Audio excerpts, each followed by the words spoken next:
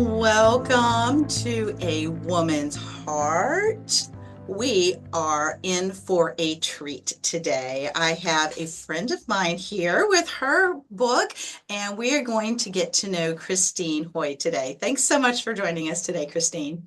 Thank you for having me, Lisa. You are very welcome. And as I mentioned, we know each other from multiple conferences at this point and have had a chance to get to know each other a little bit and shared a common North Carolina bond for a little while before you moved back to Michigan.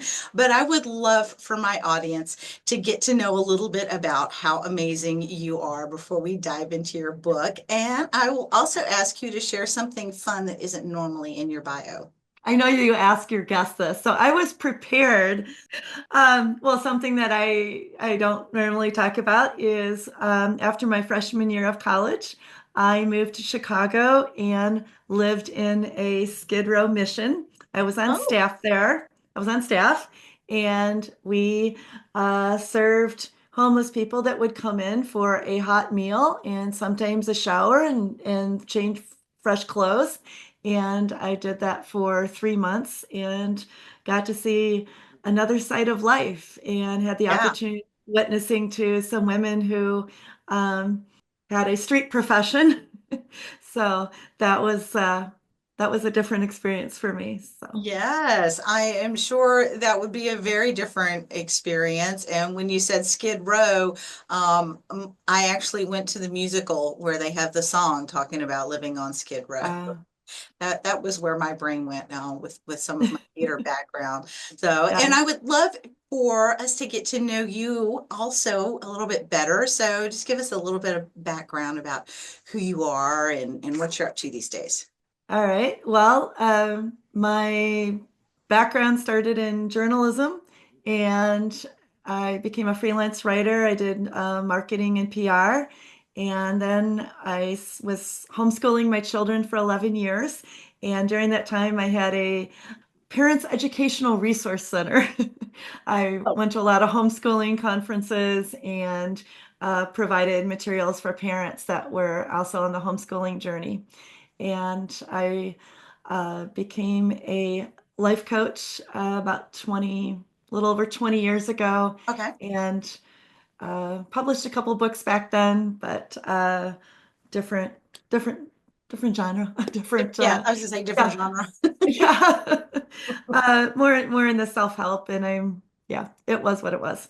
So I got remarried at the age of 50, and that was Congratulations. almost 11 years ago.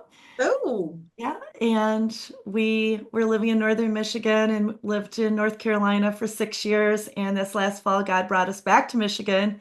My daughter went and had two adorable little grandsons. One's 2.5 and one is 9 months. So we're oh, back where we can see them regularly and just be around other family and lifelong friends here. So. yeah, very good. Well, and I've heard that grandchildren are definitely worth moving for.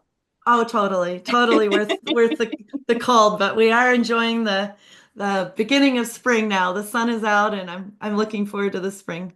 Good, good. Well, and it is. Spring is barely starting to kind of pop out here too. It's supposed to be a beautiful day here down in Virginia, probably even warmer than it is up in Michigan. And with Probably. yes, probably.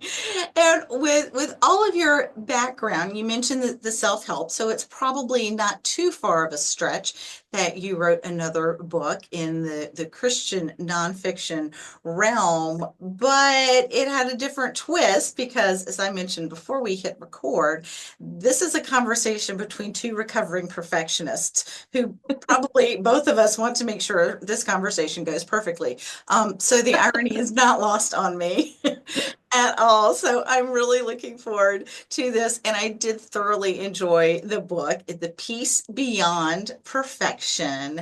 And the cover with the kintsugi was very special to me, at least. And I think there's a lot of significance behind that. So just tell a little bit about that journey between just a regular self-help and then recognizing the perfection and then why this book? All right.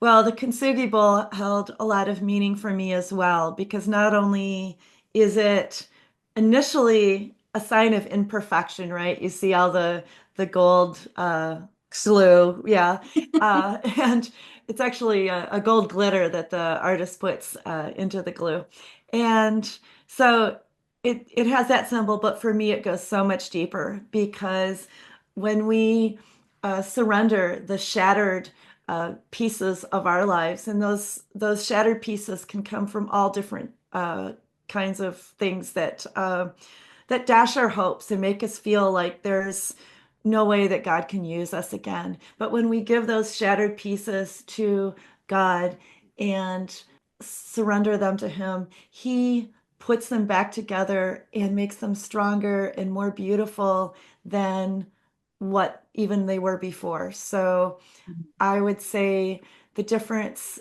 is that this book talks about the journey of moving from complete self-reliance and I've got to figure this out myself to Yeah. complete God reliance and trusting Him with every aspect of my life.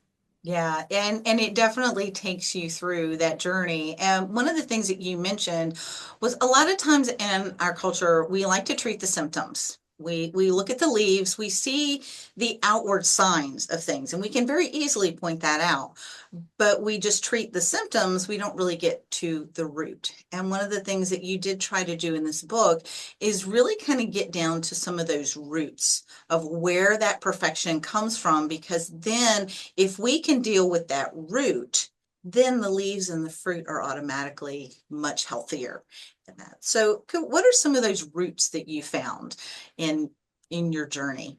Well, the first section of the book talks about facing our fears. And so the root, the overlying root of our just need to get everything perfect is our fear of inadequacy.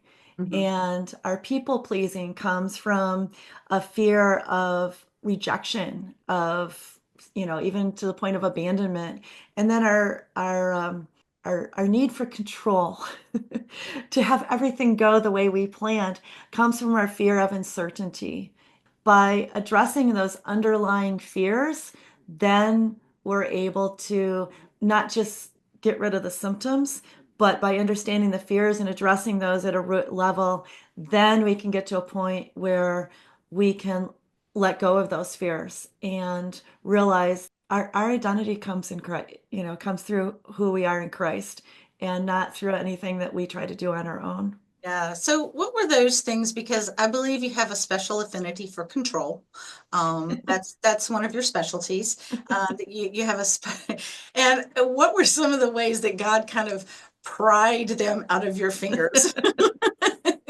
Well, I open the book and open one of my talks with the story of my adult children coming to visit after Brian and I had gotten married, and I wanted so badly for this weekend to just go perfectly, and I was constantly barraging them with, are you okay? Is there, are you comfortable?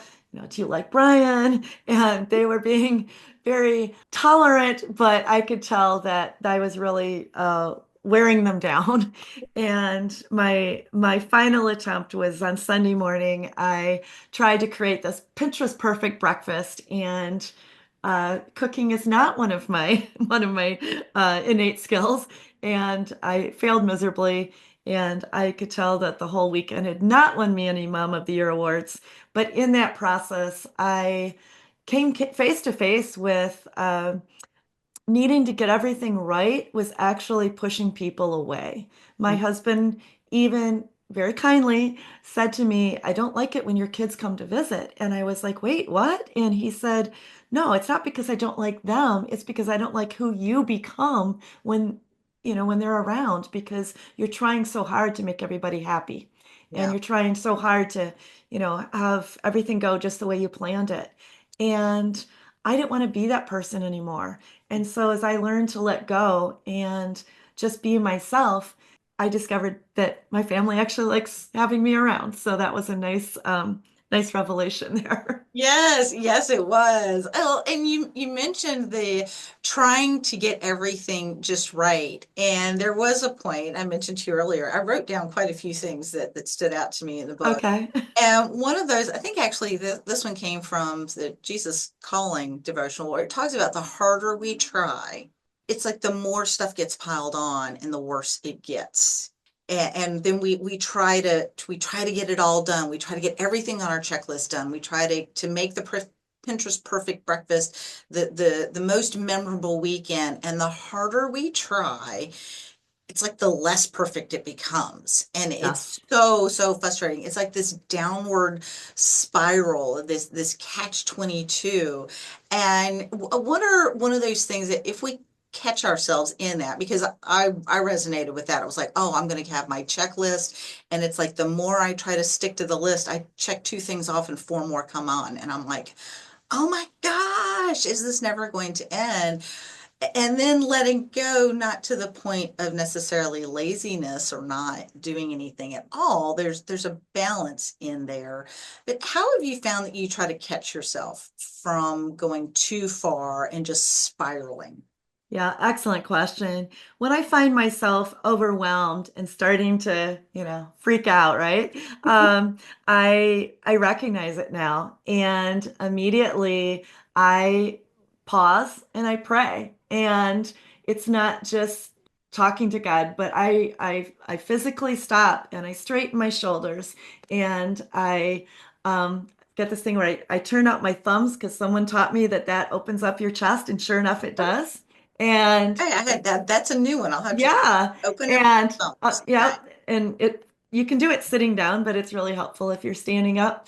And it just opens up your chest, and I take some deep breaths. And what that does is slow my heart rate because when we're feeling overwhelmed, when we're feeling anxious, when we're just trying to keep up on that hamster wheel, right? Yeah. Um, a lot of times, it's affecting our heart rate. And so that just calms you down. And then I'm in a place physically where I can then mentally, emotionally hold up my hands to God and say, okay, I give you this thing, this person, this situation, whatever it is, I give that to you. Show me how you want me to respond in this situation. And I've noticed too that God gives us all the resources that we need to do what He has called us to do, including the resource of time. So if we are just feeling, completely overwhelmed, we've taken on more than what God has called us to do. Yeah. And so it's back to the drawing table. Lord, show me where am I spreading myself too thin because I'm Mhm. trying to do it all. And sometimes it's making that choice between good and better. Yeah. Those are just some tips That's for me. hard for perfectionists It because is. It in order is. to be perfect, we have to do all of it because all of it is important and all of it is critical and it all must be done by us because and you notice I'm including myself in this one. It's all important and to get all of it done. And I remember reading one time that said, God is a God of order. And you're right, Mhm. He gives us what He wants us to do. And the chances are, if the list we have is impossible, it didn't come from God.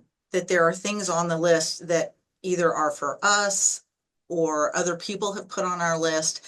But if it's an impossible list that is stressing us out and overwhelming us, some of the things on that list are not from God. And when I read that, I was like, ooh, okay. So what on my list is not really from you, Lord? And it's kind of hard because it all looks good. Right. Well, another thing is I really felt called to reclaim Sabbath rest. Mm, And yes. we're not meant to go 24/7. And so by bringing back Sabbath rest and just knowing that that's a day that I am not going to be continuing my crazy schedule, I'm going to slow down and take some time with family or just, take some time with, just me and the Lord.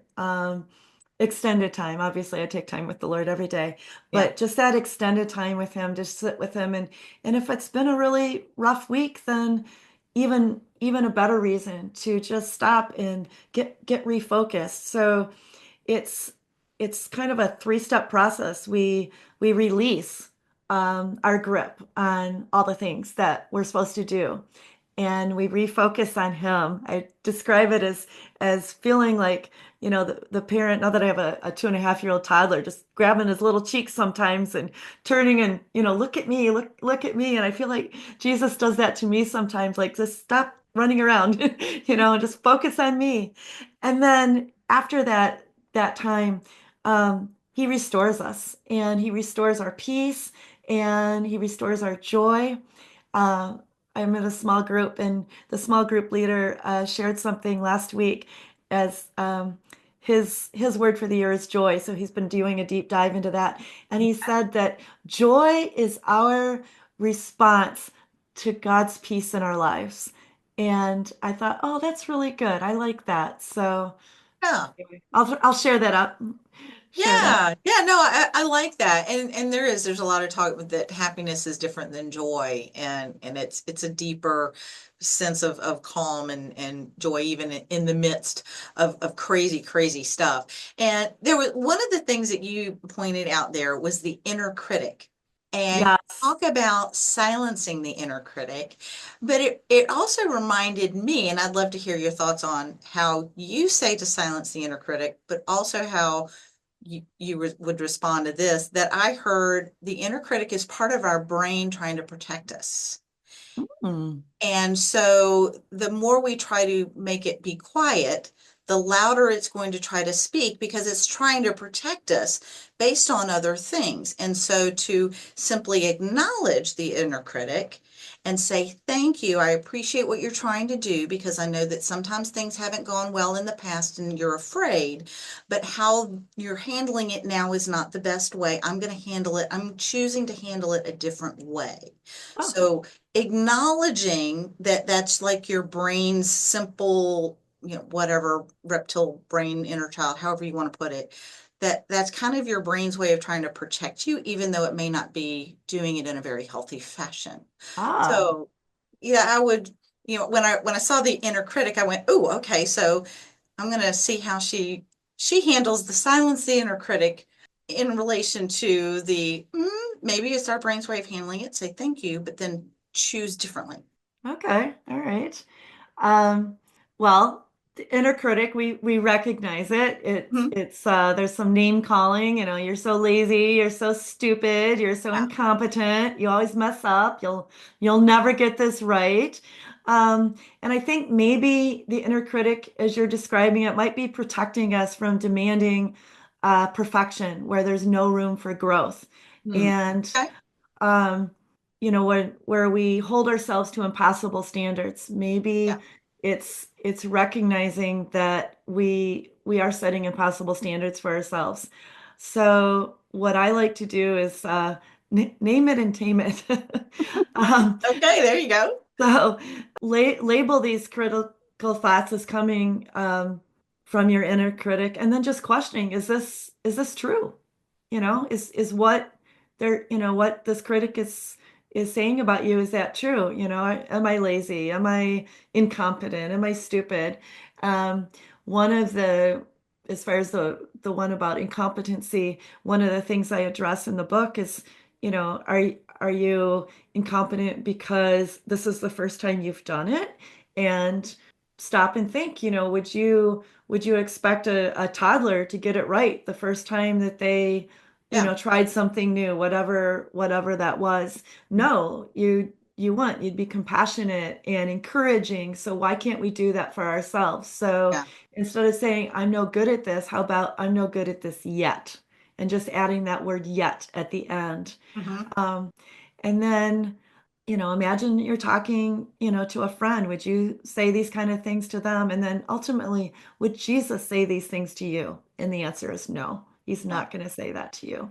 No, no, he wouldn't. And I liked that using the yet, certainly when you're trying new things. And yes, my perfectionism definitely comes out when I'm learning new things. And I've tried to when I start getting frustrated, especially in regards to technology, because I know that technology can be our friend, but there are times when I think of the phrase with friends like this, who needs enemies? Um, I just technology is not always my friend, but I've tried to start saying when I get frustrated, I love learning new things. I love learning new things. This is good for me. It's good for my brain. And this will be great once I learn it. Right, right, So just exactly. trying to reframe the frustration, and I can usually laugh and giggle at it. And there are some things that I'm like, oh, well, see, now that I know how to do them, it's much better. It's a lot more helpful when we can actually learn and do some of those things. And I know when I liked so much of the book and I resonated with so much of that, as I've mentioned, being a sometimes more recovered perfectionist than others, but how you ended up with the rest part, and you mentioned the Sabbath rest and really just really soaking in and sitting in God's presence. There was one thing you mentioned actually earlier in the book. It's not about just knowing God's love for us.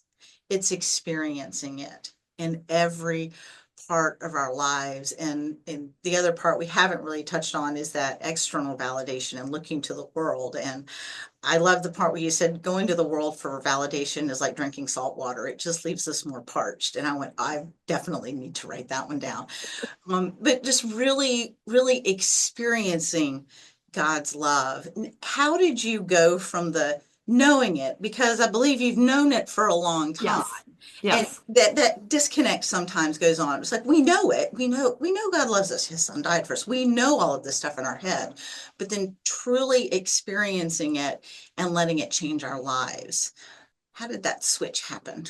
So, over a period of time, obviously it wasn't overnight. Yes. Uh, when my mom was she passed away from terminal cancer, and when she was in her last week or so, um, I had just this really special time with the Lord.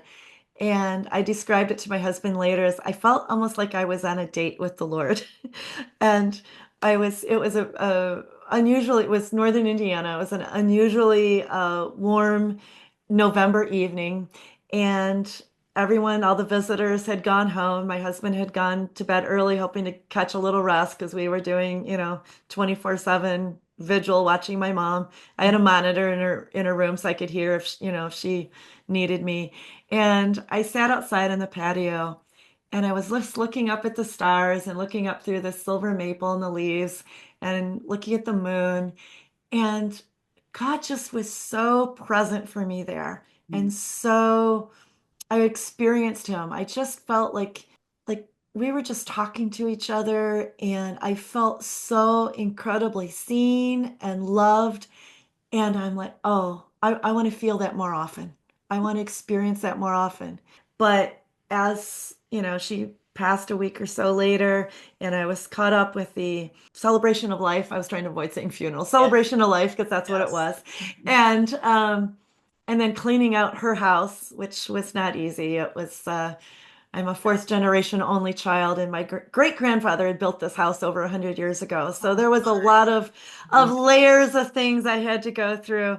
And the next 6 months were very, very difficult. And it was at the end, it was 6 months later when God sent three women who didn't know each other to come and tell me, you need to stop. You need to just stop and take time to grieve and take time to just be with the Lord and rest in Him. And I was like, okay, well, it's May. It's the beginning of the summer. Maybe I'm just supposed to take the summer off. So I still like I tried to quit things, but I was still kind of moving along. And then God just he waited for me to completely surrender. And that whole next year was just a whole year of just resting with Him and looking to Him every day throughout the day. What do you want from me today? And a lot of times it was nothing. I just want you to be with me. And it reminded me of a booklet I read when I was a freshman in college. They gave us a little welcome packet, Mhm. and Yeah. it was "My Heart Cries Home." It was just like this little booklet, and I remember, the main character was going through each room of the house, but the one that really got me was they were flying out the door to go off to work or school or whatever it was, and they stopped and turned, and Jesus was sitting there on the sofa, waiting for them. Mm. And I'm like, oh. he's waiting for me to sit down and spend time with him.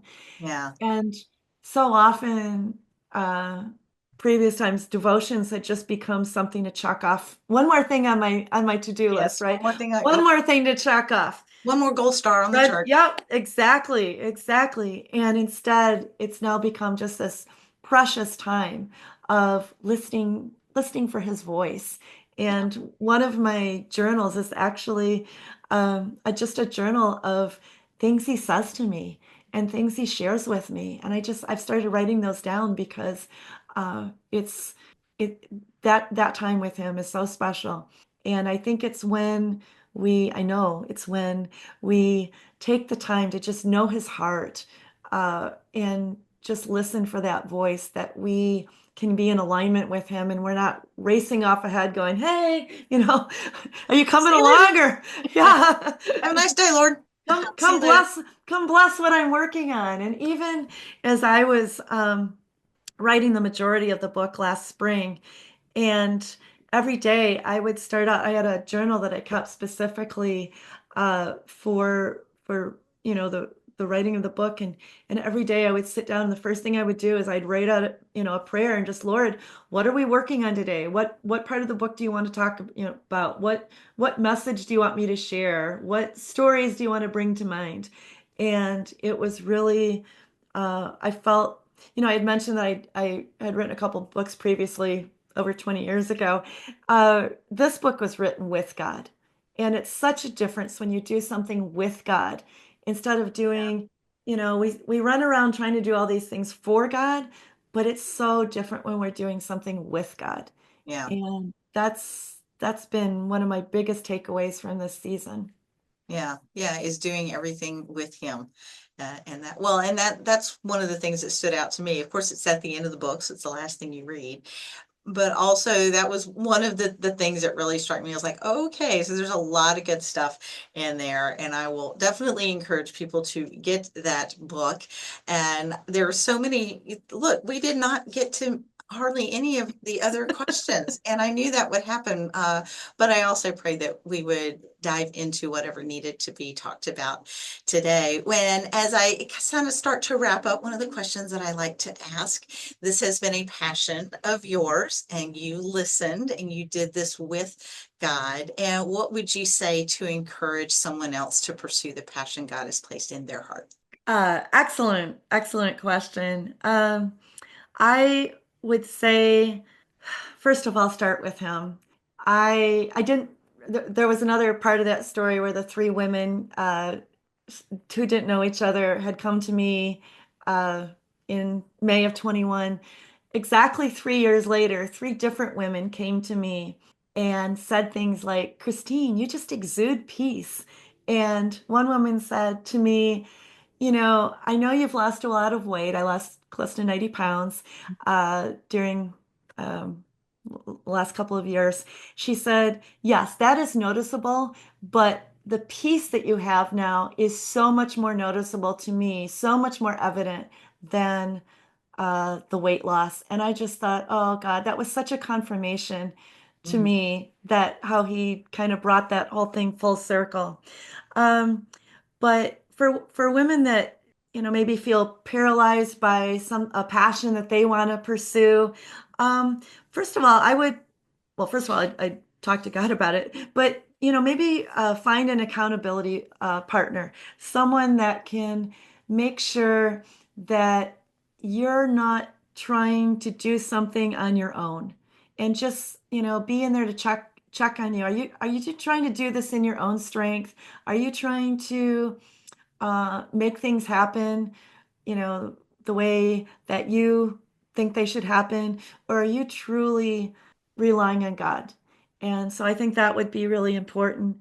Um, and just accept that you're not going to get things right the first time. And just, we've talked about technology. I swear that's my nemesis for those of us Yes. that are in a season of life that didn't own our first computers until we were in our 20s. All of this technology is can be overwhelming at times, but Yes, it just can. to give yourself grace. And there's people, there's people out there that know how to do the things that you want to learn how to do and not to be afraid. I honestly, I've been held back just by my own fear of trying new things, Mm. of putting myself out there. And part of it for me, like even, just a few weeks before the book was released, I was afraid because I'd been so vulnerable in the book and I'd shared so many personal stories. And I'm like, oh, the whole world is gonna read this now. Probably not the whole world, but But a lot of people. a lot of people, right? And I had so much fear, and God just said, trust me with this. And you were obedient, leave the rest to me. I will take care of you. And so I would just encourage a woman who is feeling God's call in her life, make sure you're staying in alignment with him. Don't run off ahead. Find an accountability partner, maybe just a handful of people that are going to pray you through it, and just to be obedient to God and work with Him and not try to do things on your own. Okay. I will second that. I think that is Okay. excellent advice. And Christine, if somebody wants to get your book, get in touch with you, learn some more, what is the best way for them to connect with you? All right. Well, my book is uh, Peace Beyond Perfection, Overcoming the Fear of Not Being Enough. And it's available on Amazon, both paperback and ebook version. Okay. And you can also go to my website where I'm continuing to put up new resources. I just created one last night that's from the book, but it's the Perfectionist Rescue Guide, 8 tips for finding freedom. And so that can be found at my website, which is Christine Carterhoy. That's ChristineCarterHoy.com. Okay. So invite you to come check me out as I'm continuing to put new things up there. Yeah, it's very good. Well, we will put that in the show notes so that they can get a hold of you. And Christine, we will have to continue this conversation another time and encourage each other in overcoming and getting through the perfectionism. But thank you so much for being obedient and being brave to share your story and share of yourself and just set a wonderful example of really just coming alongside and letting God come into every part of your life. And Oh, thanks for thank you. sharing time with us today. Well, I pray it is a blessing to your listeners and encourages them.